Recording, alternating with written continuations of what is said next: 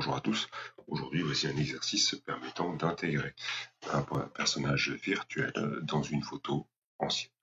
Nous allons venir remplacer le vrai marié de cette photo par Dark Vador. Première étape, nous devons dans un premier temps faire disparaître le personnage, le vrai marié. Pour cela, nous allons convertir l'arrière-plan de la photo en un calque. Je rappelle que le principe est de faire un double clic entre le mot arrière-plan et le petit cadenas, comme ceci. Nous allons obtenir une fenêtre, comme ceci, que nous allons appeler ici marié. Voilà, nous allons pouvoir donc maintenant modifier cette photo. Nous allons zoomer sur le personnage pour le faire disparaître. Pour zoomer, je rappelle le raccourci clavier, CTRL par espace, et je clique, comme ceci.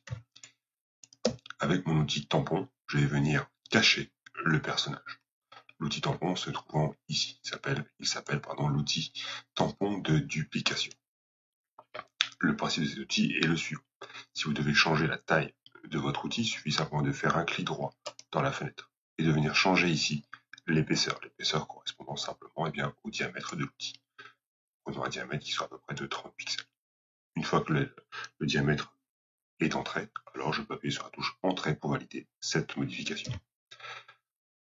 Étape suivante, il faut que je dise à Photoshop quelle est la zone qu'il va devoir copier. Pour ça, sur PC, on enfonce la touche Alt et sur Mac, sur la touche Option. En enfonçant cette touche, vous allez voir apparaître une petite cible. Cette cible va définir l'endroit que je veux copier pour le dupliquer ailleurs. Une fois que la cible est apparue, je clique une seule fois avec ma souris. Je lâche ma souris et je lâche mon clavier.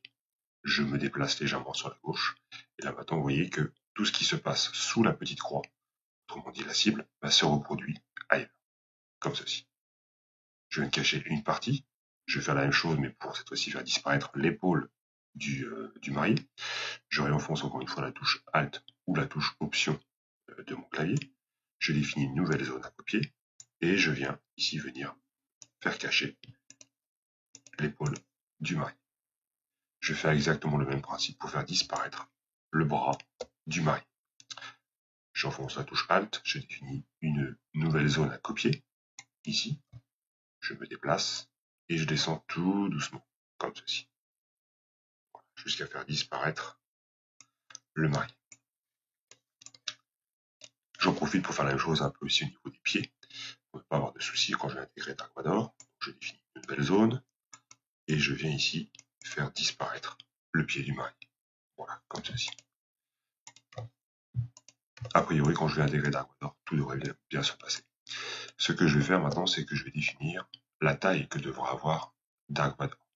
Pour cela, je vais simplement afficher les règles de mon document. Pour ça, on va dans Affichage et on clique sur Règles. Et vous allez voir apparaître ici les règles horizontales. Avec n'importe quel outil actif, il suffit simplement de se positionner son curseur à l'intérieur des graduations, de cliquer, de rester cliqué et de tirer vers le bas. Et là, je positionne le premier repère qui correspond au haut de la tête du vrai marié. Je vais faire exactement la même chose pour la partie basse, pour positionner à peu près le pied de Dark Vador. Voilà. Dark Vador devra donc rentrer dans cette zone ici définie par les deux bandes bleues. Attention, n'oublions pas que Dark Vador est quelqu'un de très grand, donc nous ferons en sorte qu'il dépasse un tout petit peu en hauteur pour garder des proportions correctes. Étape suivante, nous allons maintenant travailler sur Dark Vador. On va donc ouvrir le fichier de Dark Vador, celui-ci. La première étape, c'est de détourer complètement Dark Vador. Comme d'habitude, on va convertir l'arrière-plan ici en calque en faisant un double clic entre le arrière-plan et le petit cadenas. Et on va appeler ici simplement Dark Vador. Comme ceci. Là ici, on serait tenté de dire, on va prendre un outil rapide de sélection automatique, comme par exemple la baguette magique, comme ceci, et cliquer dans la zone à l'extérieur. Le problème, vous voyez que les pixels sont quasiment tous de la même couleur, la même tonalité de couleur, ce qui fait que Photoshop ne comprend pas qu'il doit s'arrêter au niveau de la cape et du casque de Dark Vador. Cette technique ne fonctionne pas. Ici, je vais vous faire CTRL-D pour désélectionner. Ici, je vais être obligé d'utiliser une autre technique qui consiste à utiliser l'outil plume pour pouvoir détourer correctement Dark Vador. Voici le principe de cet outil. L'outil plume se trouvant ici, il ressemble à une plume d'encrier. On clique dessus et on va définir simplement des points. C'est pour l'instant le même principe que l'outil lasso polygonal que nous avons déjà utilisé dans d'autres exercices. Sauf que cette fois-ci, je vais pouvoir, en plus de faire des simples lignes, avec cet outil, bien faire des courbes. Pour faire une courbe, voici le principe. Je clique une fois, je crée un premier point, je me déplace, je clique pour créer mon deuxième point, mais surtout, je reste cliqué. Et une fois que j'ai créé mon deuxième point, je tire pour faire apparaître ici les fameuses poignées, symbolisées ici par des ronds. Les points sont symbolisés par des carrés et les poignées par des ronds. Si je veux créer mon prochain point, eh bien, je dois d'abord enfoncer la touche CTRL de mon clavier et cliquer sur la touche Alt, et cliquer sur le dernier point que j'ai créé. Je fais disparaître, vous voyez ici, une poignée. Je peux donc maintenant créer mon prochain point qui va se trouver par exemple ici. Je reste cliqué, je tire et je fais apparaître une deuxième courbe. J'enfonce la touche Alt, je clique sur le dernier point que j'ai créé et je viens rejoindre le premier point de départ. Voilà, ici j'ai fait simplement ce qu'on appelle un tracé. Ce tracé, il faudra le convertir en une sélection pour que Photoshop puisse faire la découpe selon le tracé que je viens de dessiner ici. Pour ça, eh bien, on affichera la fenêtre tracé, ici fenêtre, et ensuite tracé. On peut remarquer que le tracé que moi j'ai dessiné ici est représenté ici par la petite forme blanche. Je fais un clic droit sur le mot tracé de travail et je clique sur définir une sélection. Dans ce panneau ici, j'indique que le rayon sera de 0 pour ne pas avoir de contour flou, c'est pas le but. Par contre, je m'assure de bien avoir coché l'option lisser. Une fois que ces informations sont bien renseignées, alors je clique sur OK. Maintenant, j'ai bien ici une sélection avec des pointillés noir et blanc qui respecte exactement le tracé que moi j'ai imposé. Si maintenant j'appuie sur la touche supprimer, voilà, j'ai fait le trou sur la photo qui correspond exactement moi à la zone que j'ai définie. On va donc utiliser ce même principe pour détourer l'ensemble de Dark Vador. Je vais donc annuler les étapes que je viens de faire, comme ceci, et on va commencer à travailler à détourer le personnage. Ce qui est important aussi, c'est de toujours bien zoomer sur le visuel, donc je vous invite à zoomer avec un niveau de zoom à peu près de 300%, voilà, comme ceci, et à déplacer votre fenêtre à peu près au centre. Voilà comment on va procéder. On va commencer par la partie en bas à gauche. Je clique mon premier point, je me déplace, je positionne ma souris pour définir le deuxième point, je clique, je reste cliqué, et je tire légèrement vers la gauche. Le but étant de faire en sorte que la courbe bleue vienne épouser au mieux la forme du casque de Dark Vador. Voilà.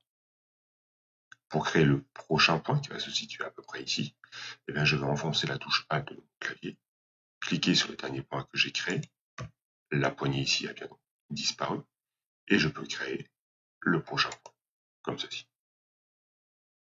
Le quatrième point va se positionner à peu près ici. Là pareil, donc je clique, je reste cliqué, et je tire vers la droite, jusqu'à ce que la courbe épouse parfaitement la forme du casque de Dark Vador. J'enfonce la touche Alt, et je clique sur le point. Je crée mon cinquième point.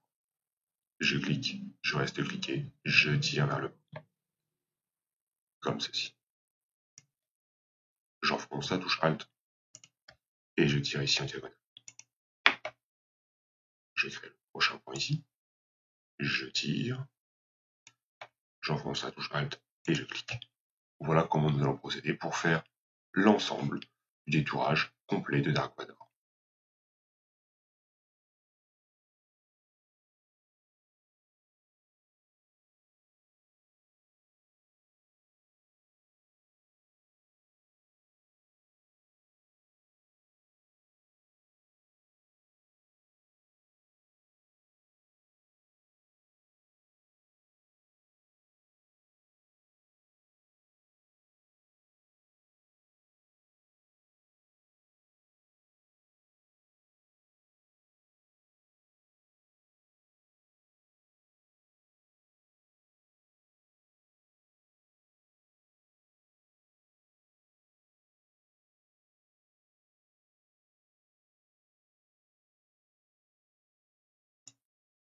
N'oubliez pas surtout bien sûr de venir cliquer sur le premier point que vous avez créé au départ pour fermer votre fameux tracé.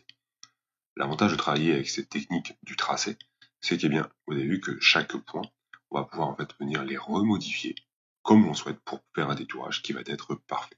Prenons un exemple ici, vous voyez qu'ici le point n'est pas très bien positionné. Eh bien, il suffit simplement dans votre barre d'outils, en dessous de l'outil plume, vous avez une petite flèche de couleur blanche. La flèche blanche va me permettre de sélectionner les différents points présents dans mon tracé. En faisant par exemple comme ceci, vous voyez une sélection, je sélectionne uniquement ce point. Et ce point, je peux venir maintenant le repositionner.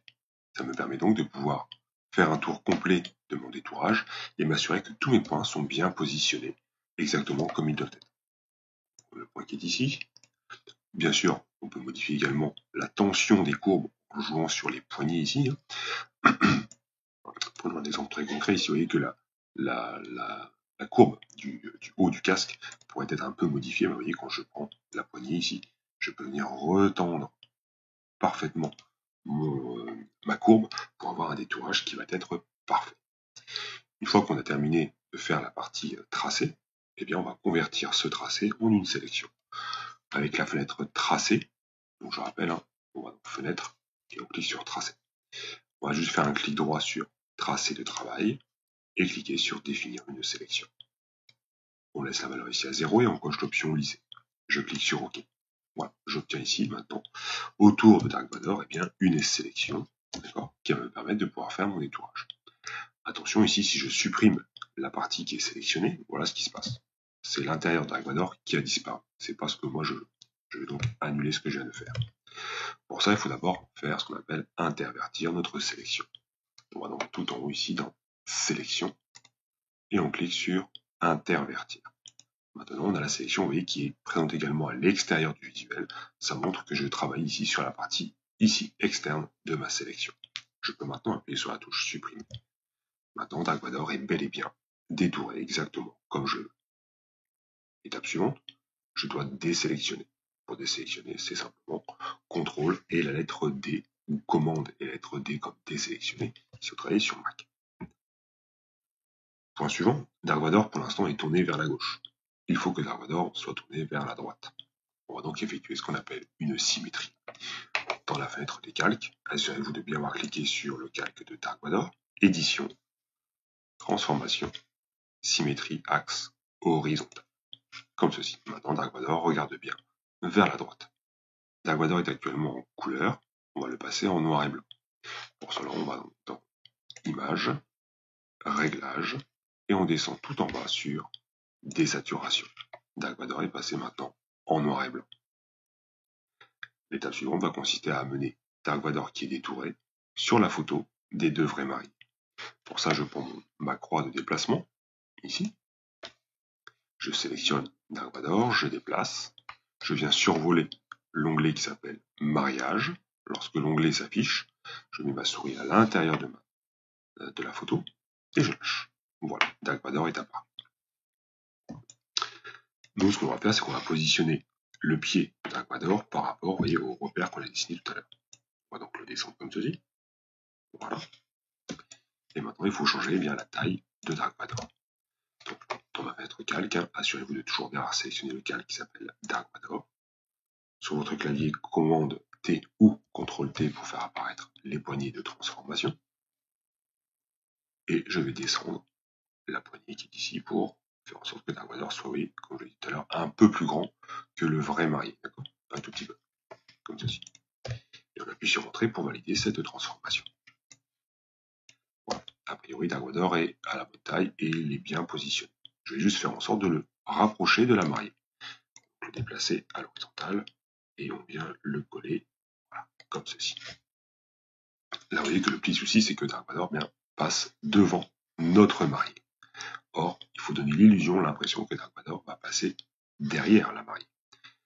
Petit problème, c'est que vous voyez, dans la fenêtre des calques, ici, je n'ai que deux calques. C'est-à-dire que si je prends Dark Vador et que je le mets en dessous, ça va strictement rien changer.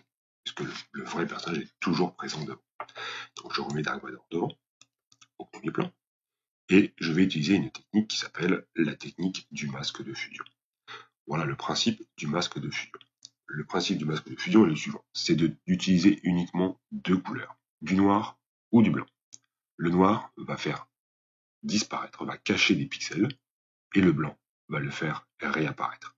Ici, on ne parle pas de supprimer, mais bel et bien de faire disparaître. Pour ça, on sélectionne le calque qui est concerné, donc le calque de Dark Vador. Et ici, dans l'outil calque, vous avez un petit carré, un petit rectangle avec un rond. Le masque de fusion. On clique dessus. Et vous voyez ici, on va apparaître un petit rectangle blanc. Si maintenant je prends mon outil pinceau, par exemple, je vais choisir la couleur que je vais utiliser, non pas du blanc, mais du noir, pour cacher les éléments. Donc ici, dans mon sélecteur de couleurs, eh bien, je prends la couleur noire, comme ceci. Et voilà ce qui se passe. Vous voyez, quand je passe sur Dark Vador, je suis capable de le faire disparaître. Tout ce que vous venez de dessiner ici en couleur noire, en fait, est illustré ici par la touche noire qui est dessinée là. Là, ici, vous comprenez bien que nous n'avons pas supprimé les pixels, nous n'avons fait que les cacher. Si je prends toujours le même outil, mais que je dis que je vais cette fois-ci changer la couleur, donc mettre du blanc, comme ceci, alors vous allez voir que Dark Vador, eh bien, va totalement réapparaître. Voilà, d'où l'intérêt d'utiliser cette notion de masque de fusion, comme ceci. On va donc utiliser cette technique pour pouvoir faire en sorte que Dark Vador passe derrière la mariée. Je vais donc désactiver mon masque de fusion, je fais simplement un clic droit sur la petite vignette et je clique ici sur supprimer le masque de fusion. Voilà, comme ceci. Nous voilà revenus au point de départ. Dans un premier temps, je vais simplement cacher le calque de Dark Vador, comme ceci. Et avec mon outil lasso polygonal, je vais venir faire le contour, ici, de la mariée. Là, ici, il va falloir être le plus précis possible pour avoir un résultat qui sera le plus probable possible. On va donc zoomer sur la mariée, comme ceci. Prendre notre outil lasso polygonal et venir, vous voyez, je commence un peu haut, au cas où, comme ceci, et je viens là dessiner le contour de la mariée. Alors là, ici, il faut vraiment respecter les plis de la robe, parce que c'est ça qui va donner le côté réaliste à notre intégration. Il faut être très précis. Attention de ne pas cliquer trop vite avec cet outil lasso polygonal, puisque je rappelle que si vous faites un double clic, automatiquement Photoshop va comprendre que vous voulez fermer le tracé. Donc ne cliquez pas trop vite, allez doucement, mais par contre respectez bien tous les détails de la robe de la mariée, ainsi que son bouquet de fleurs, comme ceci.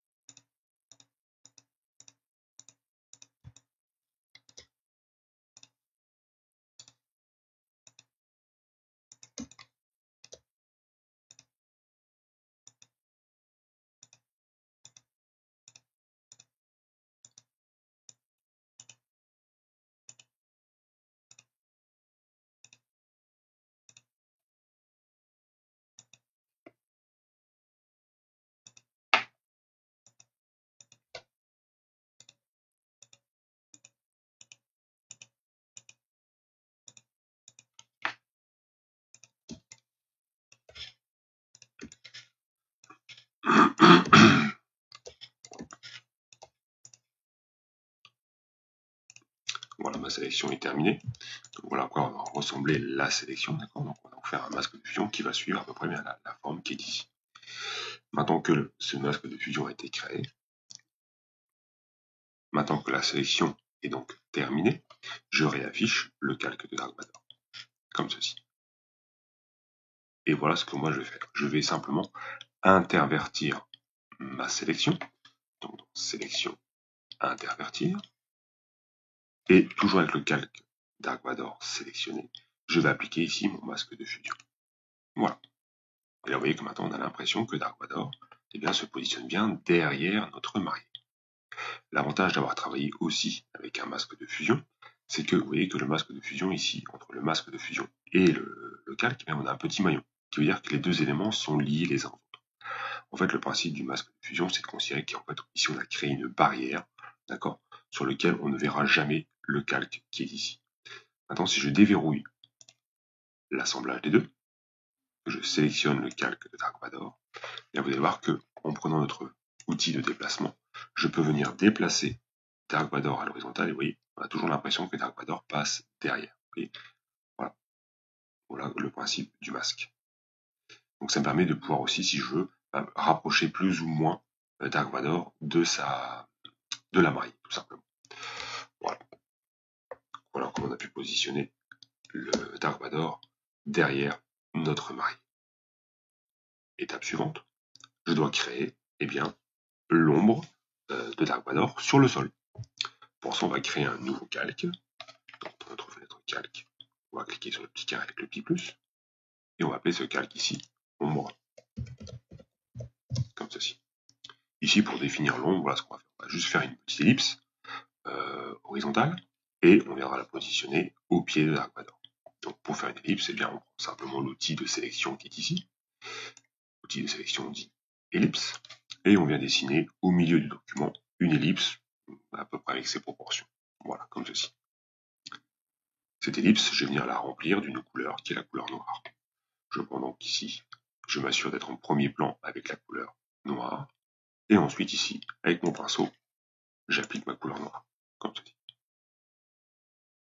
Je vais désélectionner, donc CTRL D ou commande D, et je vais venir positionner l'ombre de Dark Vador au niveau de ses pieds.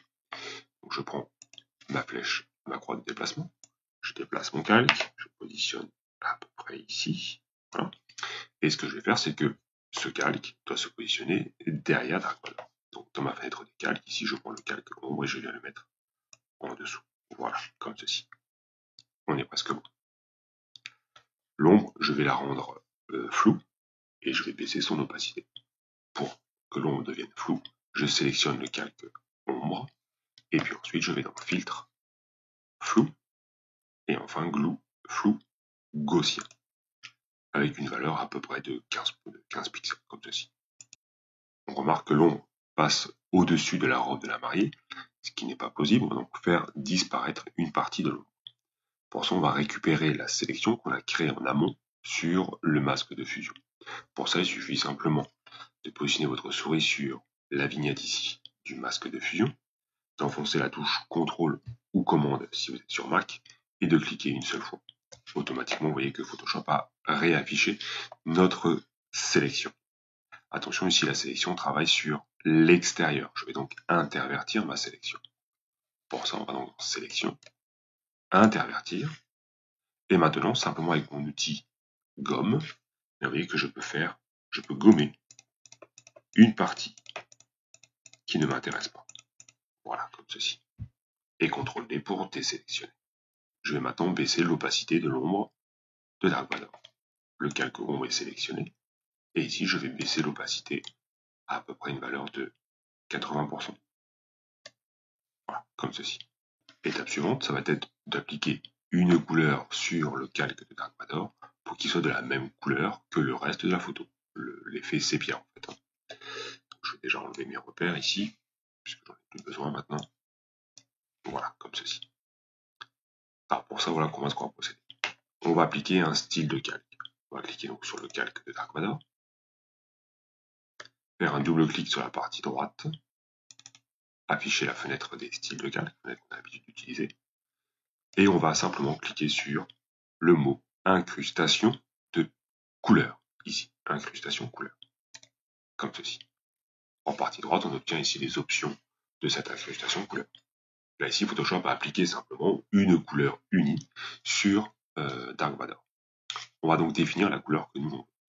On clique sur la petite pastille blanche, on obtient ici le sélecteur de couleurs, et quand je déplace ma souris de cette fenêtre, on fait apparaître ici, vous voyez, la petite pipette. Pipette qui me permettra simplement de venir piper la couleur qui va s'appliquer sur Dark Vador. Prenons la couleur, une couleur qui soit à peu près de ce niveau-là. Voilà, comme ceci.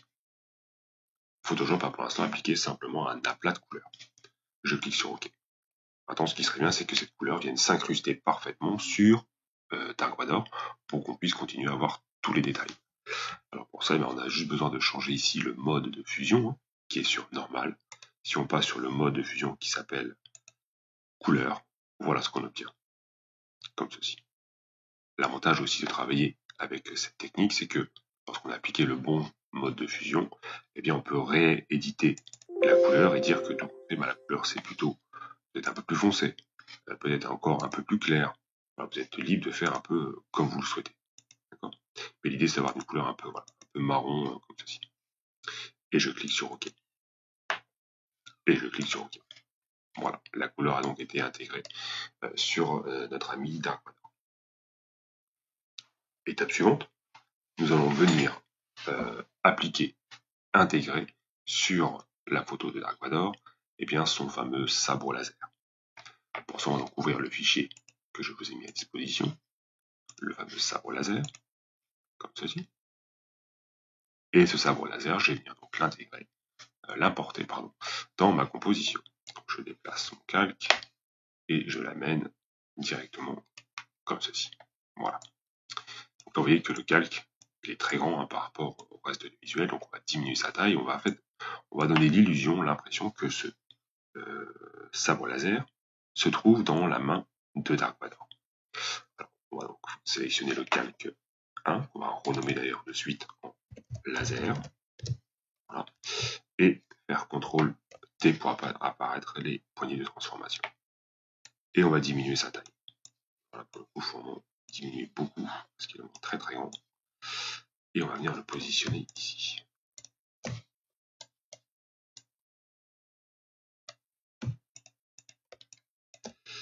Voilà, comme ceci. Et on doit lui faire également une petite rotation pour qu'il s'intègre parfaitement dans la main de Dark Vador. Voilà, comme ceci.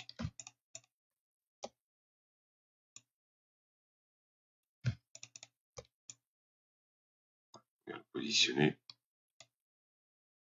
parfaitement. Voilà, a priori, là, elle est bien positionnée.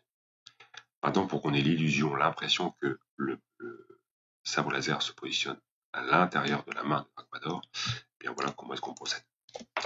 Je vais simplement masquer mon calque qui s'appelle laser, comme ceci.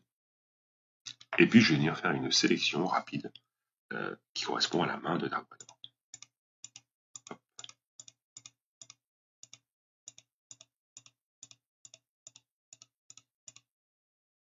Comme ceci. Et je vais réafficher mon sabre laser. Et en sélectionnant le calque sabre laser, eh bien, j'appuie sur la touche supprimer. Voilà.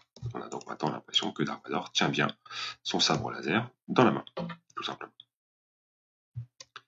Étape suivante, je dois mettre en place un effet de brillance sur le sabre laser pour avoir l'effet qu'on connaît tous, le sabre qui brille dans la nuit. Voilà comment on va procéder. Ici, ce sabre laser, pour l'instant, contient qu'un seul calque. C'est-à-dire que le poignet et la partie brillante sont sur le même calque. Moi, je vais le décomposer en deux éléments. Voilà comment je vais procéder. Simplement, avec mon outil lasso polygonal, eh bien, je vais faire un détourage très rapide, comme ceci, à l'extérieur. Là, ici, par contre, je vais être le plus précis possible pour avoir un raccord parfait, comme ceci.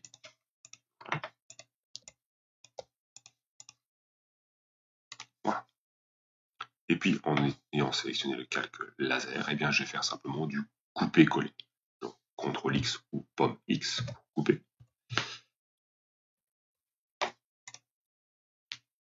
Maintenant que ma sélection est terminée, je vais donc simplement faire du couper-coller. Sélectionnons bien le calque qui s'appelle laser, et puis sur votre clavier, vous faites CTRL X ou pomme X, si vous êtes sur Mac, et enfin CTRL ou pomme V pour coller. On obtient donc maintenant deux calques totalement indépendants les uns des autres, d'accord, comme ici, calque 1, et puis ici on a laser. Et bien le but du jeu maintenant, c'est de prendre ce calque 1 et de venir le recoller parfaitement là où il était au départ. Voilà, comme ceci. Tout simplement. Maintenant que j'ai donc bien deux éléments séparés, je vais pouvoir appliquer un effet uniquement sur le calque, qui est le calque 1. Pour ça, on va donc appliquer un style de calque. Ici, on va appliquer deux. Une incrustation couleur et une lueur dite externe. Je fais donc un double clic sur la partie droite ici. J'affiche ma fenêtre des styles de calque. Je sélectionne incrustation couleur. Dans les options, je vais mettre la couleur, non pas marron, mais blanche, tout simplement. Et le mode de fusion, attention de bien le remettre sur le mode normal. Voilà. On a donc ici, vous voyez, pour l'instant, la lumière intérieure qui est totalement blanche. Il me reste maintenant à me donner l'effet brillant extérieur qui va faire la couleur rouge. On va donc appliquer une lueur dite externe, ici, voilà. Et là maintenant, ici, vous voyez que en réglant les paramètres comme indiqué ici, eh bien, si je sélectionne non pas la couleur verte, mais la couleur rouge, pure, voilà, eh bien, on a maintenant l'effet de brillance du sabre laser, comme s'il était allumé lorsqu'on le voit, comme ce qu'on voit dans les films avec Dark Vador. Et on clique sur OK. Voilà. Et voilà comment on a pu donc intégrer Dark Vador dans la photo, une photo ancienne, tout simplement. Si on le souhaite, on peut aller jusqu'à même faire en sorte de rendre Dark Vador beaucoup plus mat, parce que vous voyez qu'il est très très brillant par rapport à la vraie mariée. C'est tout à fait possible. Il suffit simplement de faire ceci. On sélectionne le calque de Dark Vador, d'accord. Et puis on va aller faire du remplacement de couleur. Pour ça, on va simplement aller dans Images, Réglages et Remplacement de couleur. Voilà. Et là, on va sélectionner la partie la plus brillante. Ici, vous voyez, il y a un énorme impact lumineux là. On clique dessus. Je vais augmenter la tolérance. Voilà. Et je vais ici baisser sa luminosité. Et là, vous voyez que Dark Vador, oui, au départ, on était très brillant. Et quand je baisse ici, voilà, on devient bien plus mat. Et on clique sur OK. Voilà.